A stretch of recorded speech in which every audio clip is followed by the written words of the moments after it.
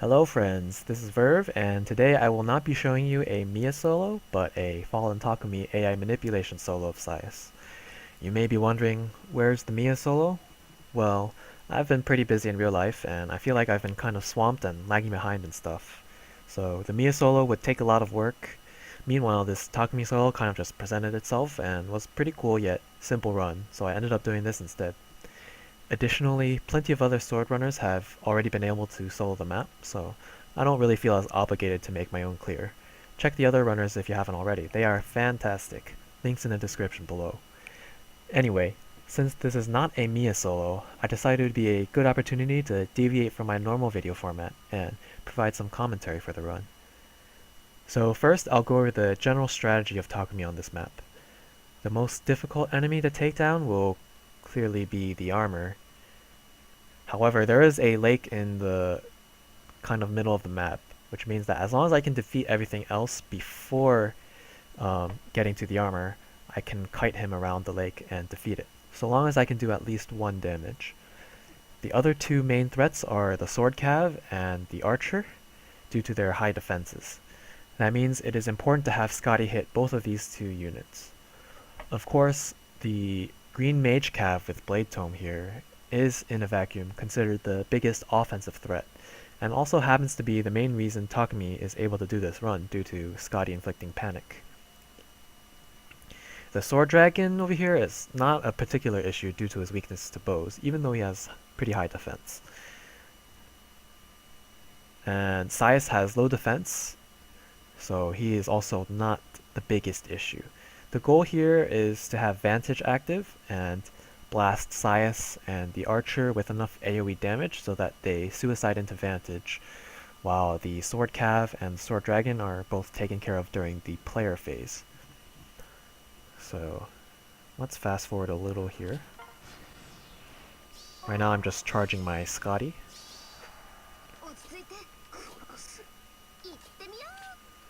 So right now they are panicked and damaged.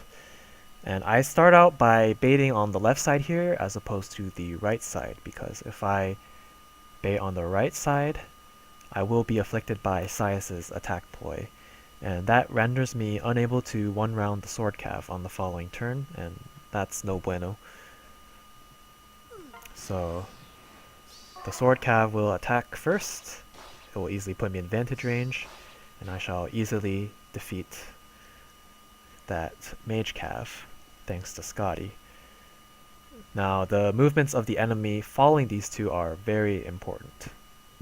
I need to make sure that this sword dragon moves directly left, so that Saias will move here, and then as a result, the archer has no productive moves to make. He will concede his turn to the armor, because the armor has pivot, he moves last usually. And then the armor will move down, and then finally the archer can move, and then he will move over here, because Takumi threatens his current space. So the reason this is very important is because I need both Saias and the archer to be adjacent to the sword dragon. So I'll just fast forward and show what it looks like so I don't have to keep mousing over. So the sword dragon here, Saias and archer, they need to both be adjacent to the sword dragon. And let's just say that, hold on,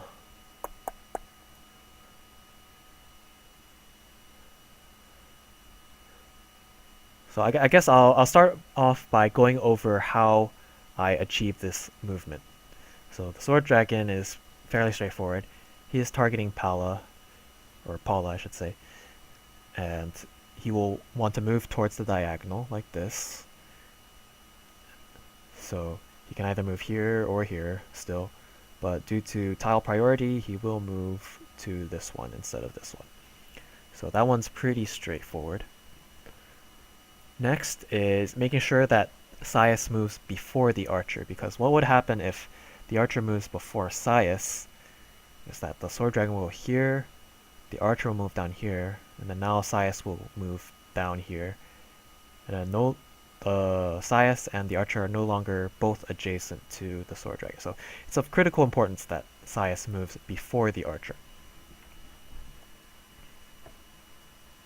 So at the moment, Saias and the archer have the same tier of movement priority because they are both ranged units with no assist. And the way it is determined who moves first is dependent on who is closer to an enemy in traversable distance. So let's ignore all my filler units. Pretend they did not exist and it was just Takumi. The archer here, we can count it. He is 1, 2, 3, 4, 5, 6 spaces away from Takumi. Meanwhile, Saias is 1, 2, 3, 4, 5, 6, 7. So if we assumed all the fillers were gone, the archer would actually move before Saias. And then that would ruin everything. However, I've deliberately placed Xander in this spot here. And as you can see now, Saias is 1, 2, 3, 4, 5, 6. He is tied now with the archer. So when there is a tie like this, the order of movement is determined by their arbitrary slot order, where slot 1 moves before slot 2, and etc. The slot order of the enemy is not easily visible to us, and it must be determined through testing. Saias does have the lower slot number as evidenced in this run, and thus he moves before the archer. So we can see like that. Saias moves before the archer, and then now they are both adjacent, and it is all good. But if we assume that the archer actually had the lower slot than Saias, and the archer would have moved before Saias in this situation, what I would have done was put Xander over here, buff his resistance so that the green cav and then the sword cav do not want to attack him, and then he would be 1, 2, 3, 4, 5 spaces away from Saias, and it would guarantee Saias moving before the archer. But luckily I did not have to do that kind of optimization because Saias had the lower slot order anyway.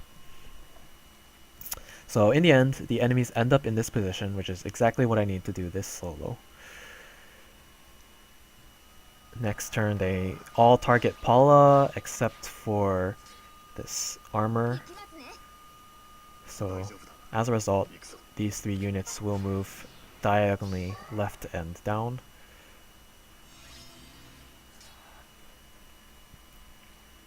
And then this armor, even though whether or not he targeted Paula or Xander, it doesn't change his movement. He would move down anyway. It's the only place he could go. But right now he's targeting Xander because he has Horse Slayer and my Xander has Triangle Depth. It's not totally necessary, but having him move downwards towards Xander will speed up the run by getting him in this right side of the lake position. But here you can see I get Blazing Wind on both the archer and Saias. That's why I needed them adjacent to the sword dragon, so that they both get hit by Blazing Wind. And then I have optimized Takumi's passive so that he can just barely kill this archer. And then the rest of the run is just Xander juggling this armor while Takumi snipes him from across the lake.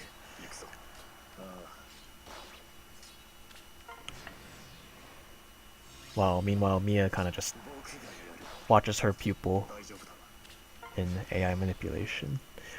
So hopefully you guys enjoyed this run. I thought it was pretty cool to be able to do a solo with an unmerged Grand Hero Battle unit without too much SI.